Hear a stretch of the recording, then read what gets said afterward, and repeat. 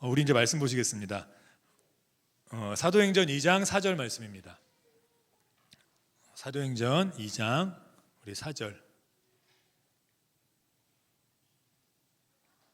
우리 한 목소리로 다 같이 봉독하도록 하겠습니다. 그들이 다 성령의 충만함을 받고 성령의 말하게 하심을 따라 다른 언어들로 말하기를 시작하니라. 성령 충만함을 받으라, 성령의 충만함을 받으라라는 제목으로 하나님의 말씀 지난주 이어서 전하겠습니다. 우리가 이 땅을 살아갈 때 능력 있게 살아가고 내가 누구인지 소속감이 분명히 알고 살아가고 또 우리가 하나님의 고침도 또 여러 가지 능력도 경험하기 위해서는 오직 성령이 우리에게 임하여야 된다고 말씀했습니다. 그리고 그 성령이 임하실 수 있는 조건을 오늘 본문에서는 얘기하고 있습니다.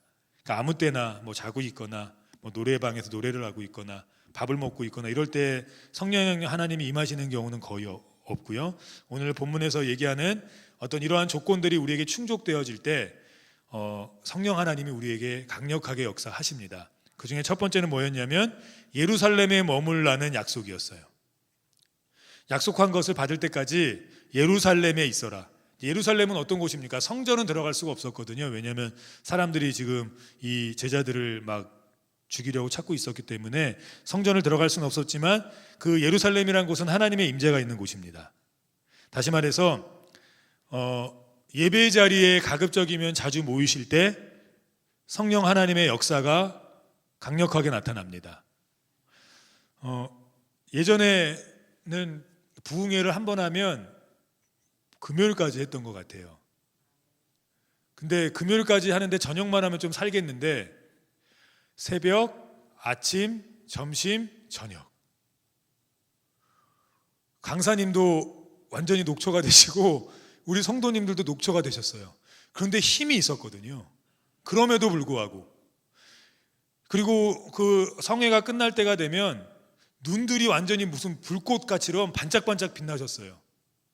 그리고 여기저기서 방언이 터지고 여기저기서 병이 났고 여기저기서 막 힘을 얻고 여기저기서 문제가 해결되고 이랬습니다. 왜 그렇습니까? 성령에 충만했기 때문이에요. 어떻게 해요? 예배하시지 않습니까? 예배하기 위해서 약속하신 것을 기다릴 때 성령 하나님의 역사가 있었습니다. 우리 중고등부 학생들도 코로나 때문에 못했지만 여름과 겨울로 뭘 했습니까? 여름 성경학교 또는 수련회를 했거든요. 수련회 하면 이제 옛날에는 월요일 날 가서 금요일 날 왔는데 계속 뭐 하는 줄 아십니까? 아침에 예배, 점심에 예배, 저녁에 예배, 밤에 못 가게 문 막아 놓고 12시까지 기도.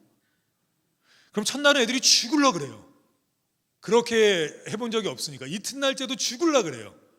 3일째 되면 애들의 마음이 열리기 시작하고 눈이 떠지기 시작해요. 그리고 목요일이 되면 웃음이 얼굴에 번지기 시작하고 찬양을 하기 시작해요. 5일째 되는 날, 떠나는 날이 되면 눈물을 흘리면서 하나님께 외치게 돼요. 성령의 감화 감동이 있는 거죠. 약속하신 장소에 있을 때 성령 하나님이 임할 확률이 굉장히 큽니다. 그래서 가급적이면 주일날만 나오는 예배 참 좋으십니다. 하지만 좀 수요일도 나올 수 있으면 이렇게 힘써 보시고 금요일날 나오실 수 있으면 또 힘써 보시고 조금 힘드시겠지만 새벽 예배도 좀 나오실 수 있으면 힘써 보시고. 왜요? 오직 성령이 임하셔야 우리가 그리스도인의 삶을 살아갈 수 있어요. 그리고 더 중요한 거는 무엇입니까? 가나안의 삶을 살 수 있어요. 가나안의 삶. 예, 괜찮습니다. 저렇게 우리 성령 하나님이 오늘 우리에게 말씀해 주셨으면 좋겠네요. 가나안의 삶은 어떤 삶입니까? 풍족하고 천국을 미리 누리는 삶이었거든요. 근데 그 삶은 성령 하나님의 역사가 있을 때 가능합니다. 성령 하나님의 역사가 있을 때 부어지는 은혜가 있습니다. 채워지는 은혜가 있어요. 근데 이 모든 것들이 무엇으로부터 시작합니까? 약속하신 그 예배에서 시작돼요. 전 좀 이렇게 예배, 우리 바쁜 성도님들은 너무 급하게 너무 힘들게 살아가시는 성도님들은 좀 밥 먹다가도 성령이 임하셨으면 좋겠는데, 그죠? 근데 그런 일이 별로 없더라고요. 그래서 이렇게 권고하고 권유하는 것입니다. 마음이 좀 냉랭하고 내가 왜 사는지 모르겠고 교회 와도 뭐 별반 차이가 없고 교회에서 예배드리고 나갈 때도 응답이 없고 활력이 없고 새 힘이 없다면 내가 성령의 충만함이 지금 많이 떨어졌구나. 그 예배에 힘쓰시면 돼요. 그럼 살아나기 시작합니다. 삶이 무료하십니까? 새벽 예배 나오세요. 아무리 기도해도 아무리 뭘 해도 되는 일이 없으십니까? 새벽 예배 나와서 성령의 능력 받고 다시 시작하시면 돼요. 주님 하시면 하십니다. 설사 내가 원하는 방향으로 안 간다 할지라도 분명히 성령의 역사의 능력이 나타납니다.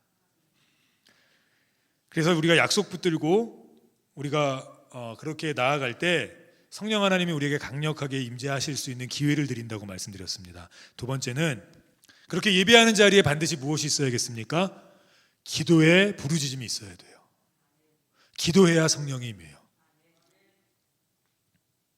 모이면 기도하고, 저희 옛날에 표어가 모이면 기도하고 흩어지면 전도하자였습니다.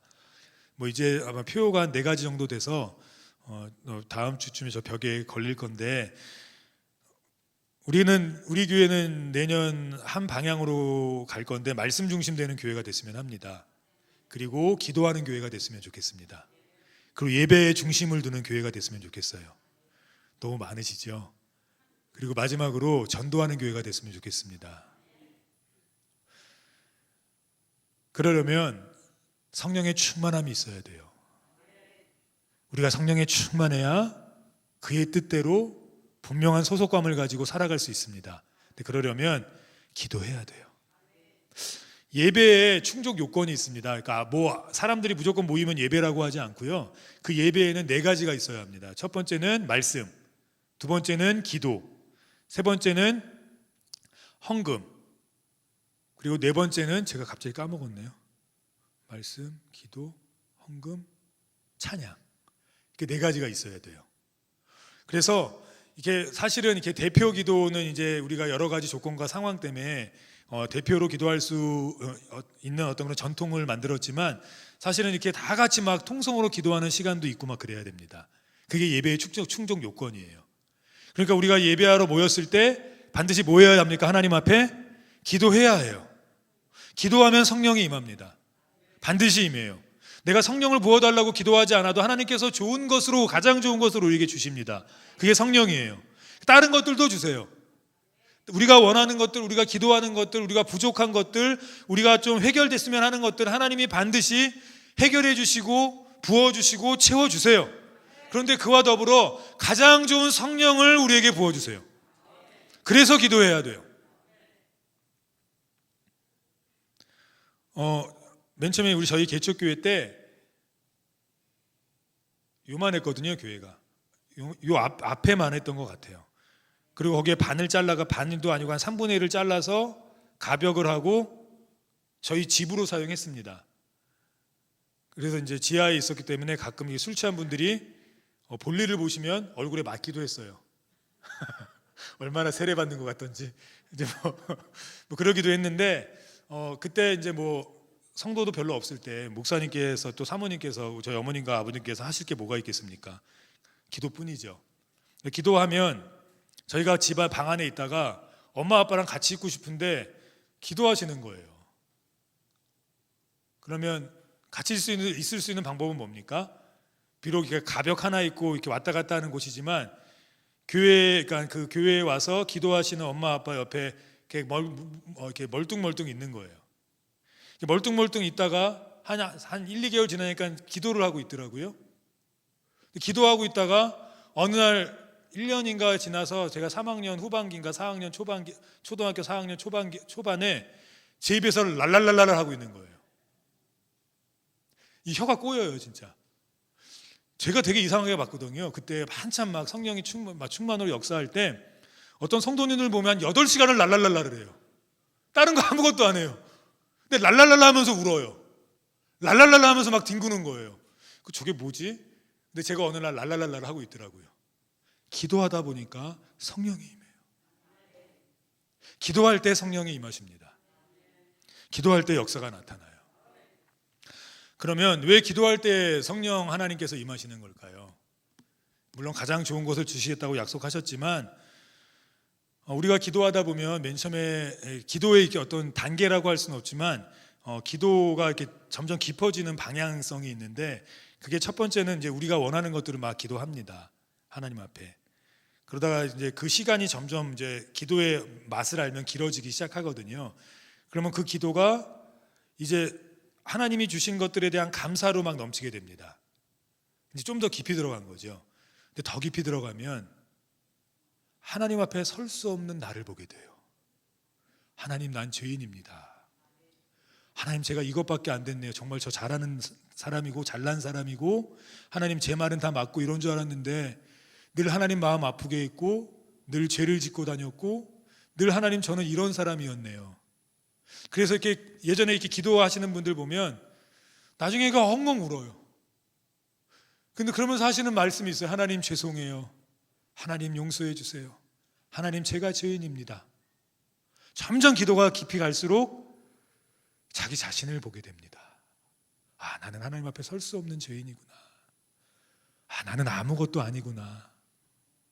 내가 그렇게 많은 사람들의 마음에 상처를 입혔었구나. 내가 하나님을 그렇게 아프게 했었구나. 잘하는 줄 알았는데, 훌륭한 줄 알았는데. 그런데 그런 자리까지 이제 기도에 내려가거든요. 그렇게 눈물 콧물을 흘리다 보면 마음이 너무 아플 때가 있어요. 하나님의 마음을 너무 아프게 해서. 근데 이렇게 눈물 콧물이 죄를 씻기지는 못하더라고요. 오늘 다윗이 기도하면 할수록 자신을 발견하게 됐습니다. 그래서 이렇게 고백합니다. 우리 시편 38편 3절 같이 읽겠습니다. 말미암아 내 살에 성한 곳이 없사오며 나의 죄로 말미암아 내 뼈에 평안함이 없나이다. 발견한 거죠. 기도하다가 자기가 이렇게 힘겨운 거, 자기가 이렇게 풍부한 것 같지만 자기 자신 혼자 이렇게 아프고 힘들었던 거 다 무슨 문제였습니까? 죄 문제였어요. 늘 불안하고 늘 어려웠던 거 죄 문제였어요.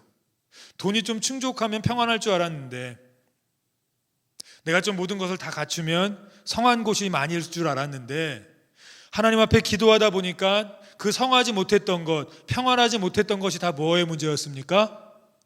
죄의 문제였어요. 하나님이 늘 사람들을 비교할 때, 옳고 그름을 비교할 때 늘 가운데 누구를 세우셨습니까? 예수님 전에 다윗이었어요. 너는 다윗만큼 했다. 너는 다윗. 그리고 이제 죄인인지 아닌지를 구별할 땐 여로보암을 늘 앞에 세웠거든요. 그만큼 다윗은 하나님 앞에 하나님 마음에 든 사람이었지만, 그럼에도 불구하고 다윗은 기도할 때 자신이 누구인지를 발견했습니다. 자신이 성한 곳이 하나 없고 늘 불안해하고 늘 힘겨워하는 자신을 발견했어요. 그러다가 이제 50편 정도로 넘어가면 거기서 이제 그 밧세바를 강간하지 않습니까? 권력을 이용해서. 그리고 이제 회개 기도를 또 하나님이 이렇게 시키셔서 합니다. 물론 이제 그 대가로 자식이 죽었고 뭐 거기서 굉장히 힘겹고 아픔이 있었습니다. 그런데 갑자기 한 51편 10절부터 갑자기 분위기가 갑자기 확 전환돼요. 저는 정신병자인 줄 알았어요. 막 울면서 하나님 앞에 회개하다가 갑자기 이런 말을 합니다. 같이 읽어보시겠습니다. 시편 51편 10절 11절입니다. 하나님이여 내 속에 정한 마음을 창조하시고 내 안에 정직한 영을 새롭게 하소서. 나를 주 앞에서 쫓아내지 마시고 주의 성령을 내게서 거두지 마소서. 죄 때문에 이 죄의 문제를 어떻게 해결해야 되나, 내가 그 밧세바를 강간하고 내 충직을 죽이고 이것을 내가 하나님 앞에서 어떻게 해결해야 되냐 막 고민하며 아파할 때 그 해결 방법을 알려준 분이 누굽니까? 성령 하나님이에요. 우리가 기도할 때 성령이 임하시는 일이 왜 그렇습니까? 우리의 죄를, 우리의 문제를, 우리의 힘겨움을 해결할 수 있는 길을 가르쳐 주실 수 있는 분은 성령 하나님밖에 없습니다. 그래서 기도할 때 성령이 임하는 거예요. 성령이 임해서 정말 구해야 될 문제들을 구하게 하고 해결해야 될 문제들을 하나님 앞에 소리치게 하고 정말 환란에 있는 것들을 아버지 앞에 간구하게 합니다. 더 나아가서 죄의 문제가 해결되지 않으면 응답이 없으니까 죄의 문제를 보게 하시고 그 죄의 문제를 해결할 수 있도록 하나님이 이끌어 주세요. 근데 그 모든 일을 누가 하십니까? 성령이 하세요. 그래서 기도할 때 성령이 임해야 돼요. 그리고 기도할 때 그래서 성령이 임하는 겁니다. 그럼 성령이 임하셔도 어떻게 합니까? 발버둥 치고 환난 중에 힘들어하고 죄 때문에 이 죄의 문제 해결하기 위해서 애써도 안 되는 그 모든 것, 성령께서 하시는 일이 무엇인지 요한복음 15장 26절에 얘기합니다. 같이 읽겠습니다. 너희에게 보낼 보혜사 곧 하나님께로부터 나오시는 진리의 성령이 오실 때에 그가 나가 누굽니까? 예수님이에요. 우리가 십자가로 인해서 구원받았습니다. 그리고 우리의 죄가 예수님의 피로 씻긴다는 건 여기 아까 앉았던 꼬마들도 다 아는 얘기예요. 그런데 중요한 것은 그 능력이 어느 정도인지를 몰라요. 그 어마어마한 능력, 그 죄의 씻음이 우리에게 어떤 결과를 가져오는지 몰라요. 피부로 체험이 안 돼요. 그래서 늘 기도할 때 예수님의 이름으로 용서해 주세요 이러고 말아요. 정말 씻김이 경험돼야 되는데, 정말 회복이 경험돼야 되는데, 정말 상처가 아무는 경험을 해야 되는데, 환난 중에서 일어서는 경험을 해야 되는데 안 돼요. 성령이 임하시면 피의 능력이 내 능력이 됩니다. 진정한 씻김이 일어나기 시작해요. 왜요? 성령이 누구를 말씀하십니까? 예수 그리스도의 십자가의 능력과 부활의 능력을 말씀하세요. 죽음에서 살리셨습니다. 우리 상황의 수많은 죽음 문제들, 나는 내 자식과의 트러블이 돈 때문인 줄 알았는데 기도하다 보니까 성령이 이끄셔서 돈 때문이 아니었네. 근데 그거 일으키고 해결하실 분은 누구십니까? 예수의 능력이에요. 그 능력 목숨 바쳐서 붙잡아야 돼요. 근데 그 가치를 알게 하시는 분이 누구십니까? 성령 하나님이에요. 성령 하나님이 우리에게 기도할 때 임하셔서 죄의 해결과 환난과 어려움과 질병과 수많은 문제들의 원초적인 그 근원을 밝히시는 분, 그래서 그 원초적인 근원을 밝히시고 내 힘으로 할 수 없어서 그것을 메어 달리게 하시는 분이 성령이신데, 그 진가가 누구십니까? 십자가에 달리신 예수 그리스도예요. 그리고 죽음을 이기신 예수님이에요. 근데 그분이 다가오기 시작해요. 능력으로 다가오기 시작해요. 2000년 전에만 살아계셨던 예수님이 아니라 지금 내 삶에서 십자가의 피로 모든 환난과 어려움과 죄를 이기시고 다시 우리를 일으키실 그 능력이 정말 내 것이 됩니다. 근데 그것은 성령 하나님만이 하실 수 있어요. 그가 증언하실 때 하실 수 있어요. 그래서 우리가 기도할 때 성령 하나님이 임하십니다. 그래서 기도도 가급적이면 자주 하시는 게 좋아요. 해결될 때까지 기도하셔야 돼요. 죄의 문제도 해결될 때까지 기도하셔야 돼요. 이렇게 기도했는데 또 다음날 생각나잖아요. 나 아직도 용서 못 받은 거 아니야? 못 받은 건 아닌데 내게 그 온전한 씻음의 경험이 없는 겁니다. 정말 씻음 받으면 회복돼요. 근데 그 일을 성령이 하세요. 그래서 그 성령의 그 역사가 무엇을 통해서 발생합니까? 기도를 통해서 발생합니다. 그래서 기도하셔야 돼요. 그러면 그 기도 어떻게 하셔야 합니까? 모여서 하셔야 돼요. 오늘 사도행전 우리가 읽은 이 4절 앞절에 이렇게 얘기합니다. 우리 사도행전 2장 1절 우리 한 목소리로 같이 읽겠습니다. 사도행전 2장 1절입니다. 다 다음에 있을 것 같아요. 네.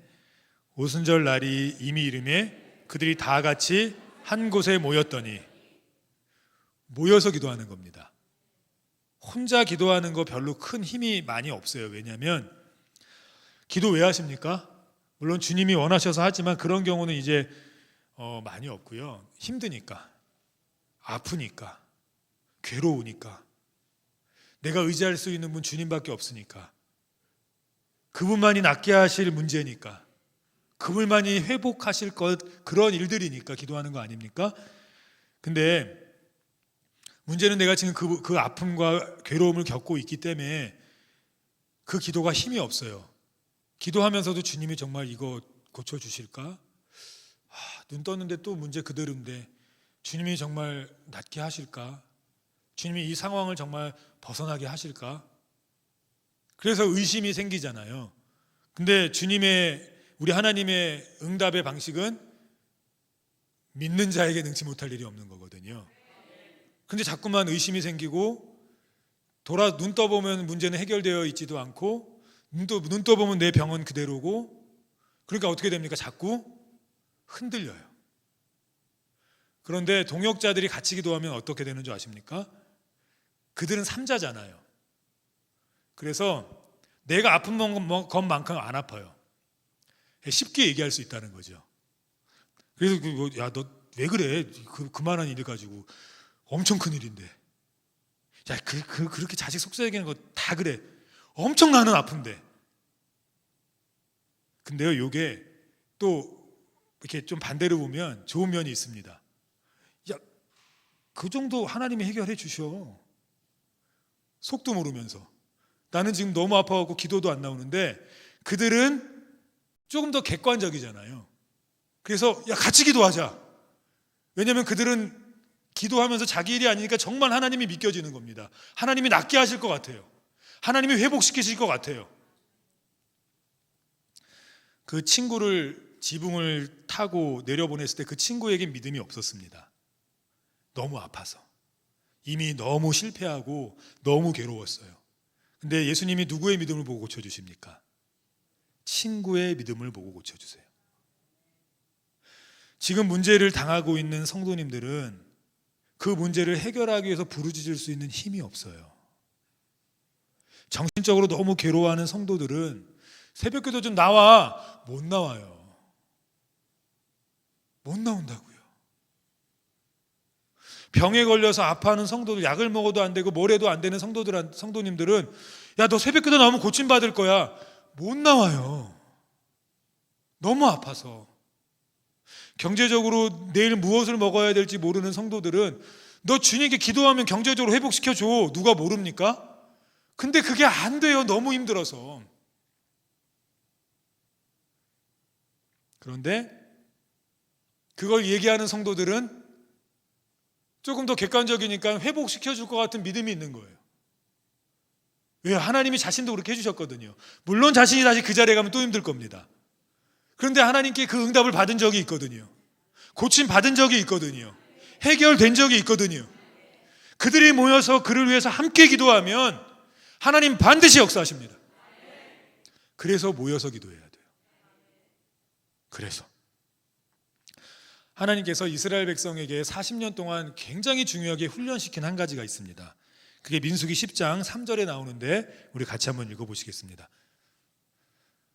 나팔 2개를 불 때에는 온 회중이 회막문 앞에 모여서 내게로 나아올 것이요.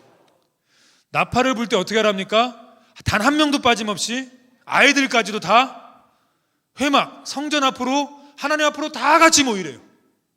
다 같이 모여서 뭐 하겠습니까? 회막에선 예배하는 거 아닙니까? 예배하면서 서로 나는 너 뭐가 힘들었어? 너 왜 이렇게 왜 얼굴이 이상해?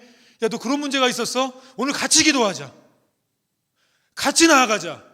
같이 힘내자. 같이 주님 붙들자. 이 40년 동안 이 훈련 시키셨어요. 툭 하면 나팔 부셨어요. 나팔 불었어요. 그럼 일하다가 말고 모였어요. 애기 보다 말고 모였어요. 밥하다 말고 모였어요. 하나님이 그 훈련 계속 시킨 이유가 뭔지 아십니까? 이제 가나안 땅에 들어가야 되는데 가나안 땅은 굉장히 좋은 땅 아닙니까? 그냥 코도 안 풀고 먹는 거예요. 성도 그대로 있고 집도 그대로 있고 심지어는 그들이 모아놓은 재산 다 이제 이스라엘 백성의 재산이 그냥 되는 겁니다. 얼마나 평안하겠습니까? 근데 삶이 정말 평안만 하십니까?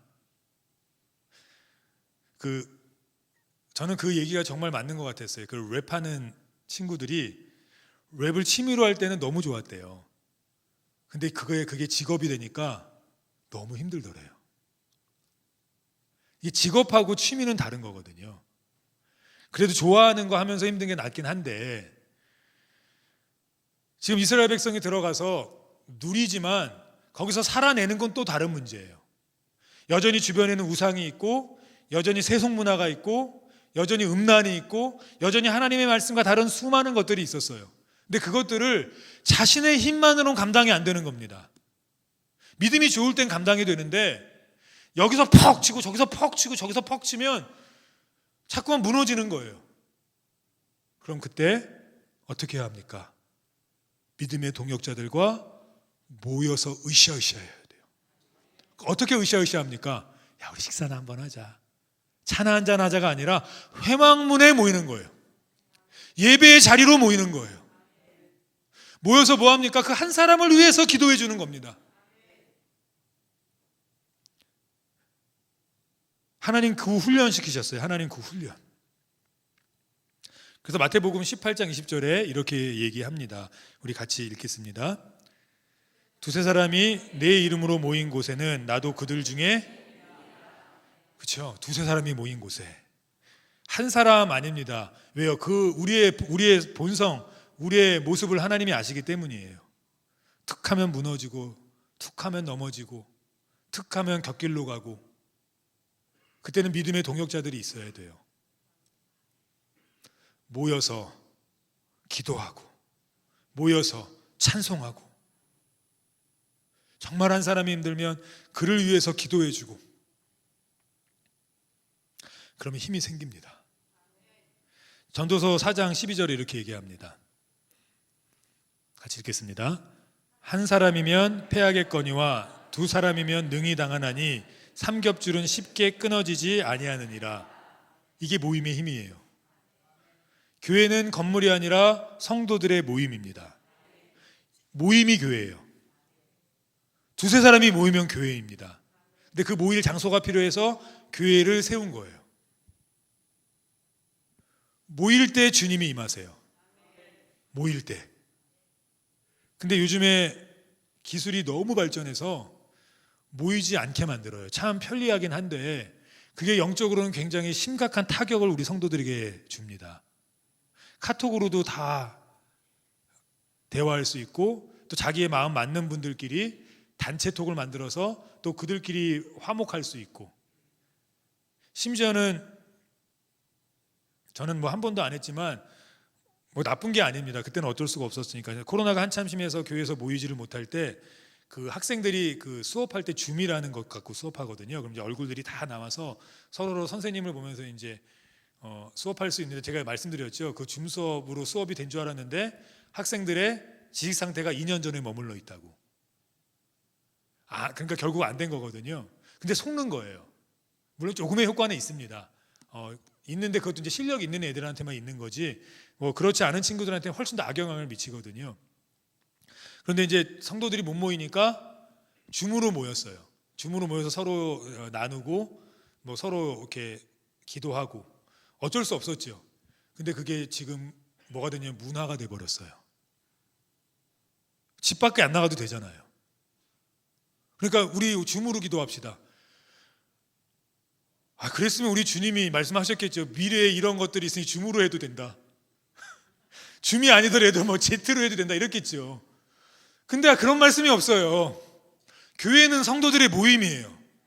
기도가 언제 강력하게 역사합니까? 모였을 때 역사예요. 그런데 왜 안 모입니까? 물론 이제 이런 여러 가지 뭐 바이러스나 여러 가지 문화나 이런 기술력이나 이런 것들도 있지만 사실은 더 큰 문제가 있어요.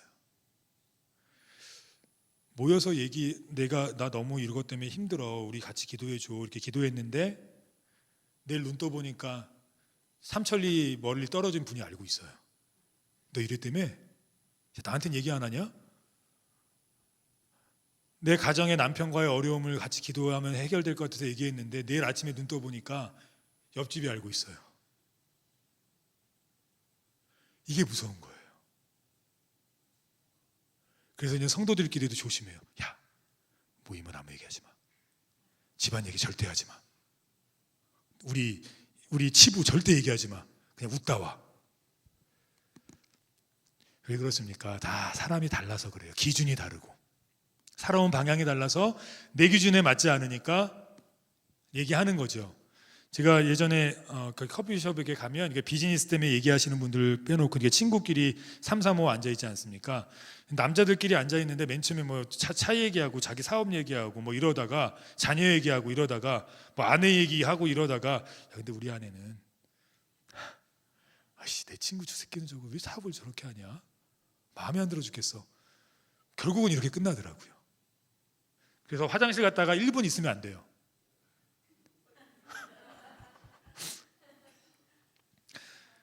거북이가 죄송합니다. 원래 제가 이런 유머를 잘 얘기 안 하는데 거북이 이제 3마리가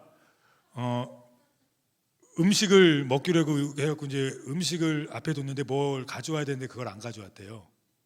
근데 갔다 오는데 1년이에요. 그리고 누가 갈까 가위바위보해서 이제 거북이 3마리 중에 1마리가 당첨이 됐습니다. 그래서 야 너네 먹고 있지 말고 기다려. 나 금방 갔다 올게. 그리고 이제 갔지요. 근데 기다려도 안 오는 겁니다. 그래서 왜 이렇게 안 오지 하고 봤더니 돌 뒤에 숨어 있는 거예요.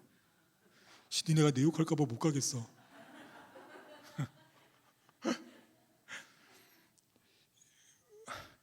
모이면 욕하고 흩어지면 판단하고 뭐 모이면 기도하고 흩어지면 전도해야 되는데 뭐 이렇게 이런 것 때문에 모임이 특히 교회 안에서는 그래서 상처받고 교회를 많이 나가시지 않습니까? 믿고 얘기했는데 정말 형제 같아서 얘기했는데 다 기준이 다르고 판단하는 게 다르고 환경이 달라서 그렇습니다. 그런데 그래도 모여야 하지 않습니까? 하나님의 명령이니까. 그래서 모여서 기도하다 보면 상대방의 아픔도 기도해 줘야 되지 않습니까? 스스로 못하니까. 근데 왜 성령이 임하냐고요?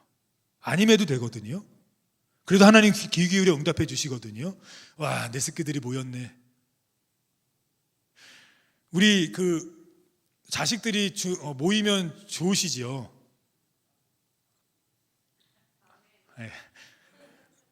저는 아직은 힘든데 우리 5놈이 막 으아 이러고 모여 있으면 정신이 하나도 없긴 한데 그래도 좋아요. 싸우지만 않았으면 좋겠는데 그래도 좋긴 해요. 싸워도. 주님도 우리가 모여 있으면 좋아하세요. 저희는 힘드니까 가면 섭섭한데 주님은 힘도 안 드세요. 모여 있으면 좋겠는 거예요. 근데 모이면 싸워요. 자꾸 시기하고 자꾸 뒷말하고 자꾸 미워하고 자꾸 흠집내고. 주님은 모였으면 좋겠는데 모여서 하나 됐으면 좋겠는데 자꾸 그래요. 왜? 우리의 본성이 그래요. 우리의 본성이. 남이 1억 오르면 가서 죽여버리고 싶어요. 사촌이 땅을 사도 배가 아픈데 남이 땅 사면 당연히 아프죠. 그게 우리의 본성이에요. 그런데 고린도전서 12장 13절에 보면 이렇게 얘기하고 있습니다. 같이 읽겠습니다. 유대인이나 헬라인이나 자유인이나 다 한 성령으로 세례를 받아 한 몸이 되었고 또 다 한 성령으로 마시게 하셨느니라. 유대인 헬라인 완전 다른 파거든요. 문화가 다르고 다 달라요. 특별히 종과 자유인은 완전히 다른 부류입니다. 그런데 이들이 하나가 됐어요. 누가 임했더니요? 성령이 임했더니.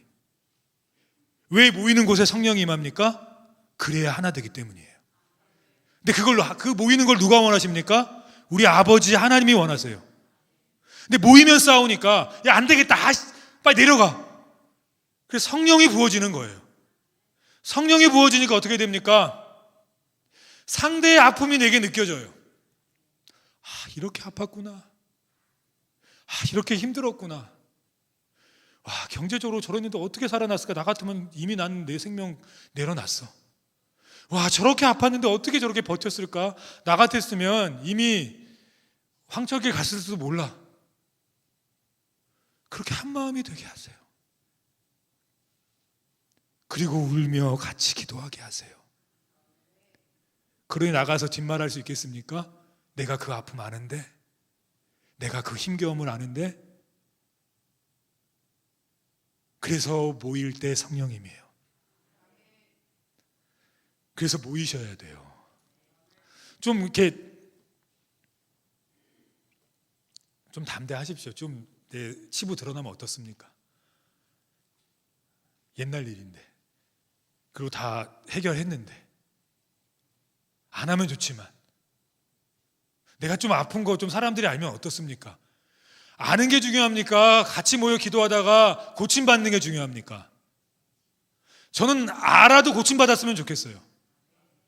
그래서 좀 손가락질 해도, 쟤는 맨날 부부싸움한데 지금까지 그랬대. 그래서 우리가 기도해 줬잖아. 그거 좀 들으면 어떻습니까? 이제 화목한데. 화목하면 된 거 아닙니까? 그럼 변해요. 성령이 임하면 한 마음이 될 수밖에 없어요. 사도행전 4장 2장 46절입니다. 다 다른 사람들이에요.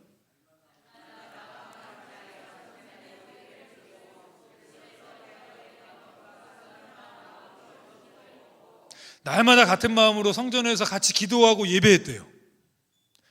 그리고 흩어질 때 집에 가지 않습니까? 집에 갈 때 제가 또 내 얘기하면 어떡하지가 아니라 집에 가서는 기쁨으로 음식을 먹고 평안함으로 살았대요. 이래야 살만 나죠. 교회가 이래야 되지 않습니까? 모이면 기도하면서 주여 하고 해결받고, 집에 가선 평안과 감사와 자유함으로 살아가고, 주님이 해결해 주신 거, 주님이 주신 거, 주님이 넘치게 하신 거 누리며 살고, 그러면 그때 뭐가 생각납니까? 천국이 생각나요. 야, 이 땅에서 사는 것도 이렇게 좋은데 주님 앞에 갔을 땐 얼마나 좋을까. 그리고 우리가 이렇게 할 때 인재 교회가 어떻게 됩니까? 히브리서 10장 14절 같이 24절 같이 읽겠습니다.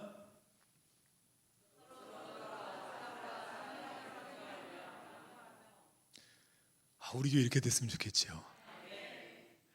저도 정말 원합니다. 근데 그러려면 약속된 예배의 자리에 자주 오셔야 돼요. 그리고 주님께 부르짖으셔야 돼요. 그리고 모여서 해야 돼요. 줌으로 안 됩니다. 인터넷으로 혼자 예배 드리는 거 안 돼요. 힘들어도 나오고 무서워도 나와야 돼요. 아직 코로나에서 순수하신 분 계십니까? 혹시? 그분들은 좀 조심해 주시고, 이왕 조심하신 거. 한 번이라도 걸리신 분들은 두 번째 걸리면 좀 덜 아프대요. 많이 덜 아프대요. 물론 아프겠죠. 근데 많이 덜 아프대요. 그럼 항체가 더 생길 겁니다. 나오셔도 돼요. 저는 아직 한 번도 안 걸리셨는데 그럼 그분 조금 봐드릴게요. 그분 아직 저기서 보고 해도 괜찮은 걸로. 모여야 합니다. 이제 모여야 돼요. 같이 힘든 거 기도하고, 내가 기도하니까 응답 안 되는 것 같은데 우리가 같이 기도하면 응답될 것 같아. 응답돼요. 나 혼자 기도하니까 내가 힘들어서 못하겠어, 병도 안 낫고, 같이 기도하면 날 것 같아. 그럼 다 신앙인들인데 알았어 하고 기도 안 해주시겠습니까? 기도해 주지요. 그러다 보니까 진짜 나았어요.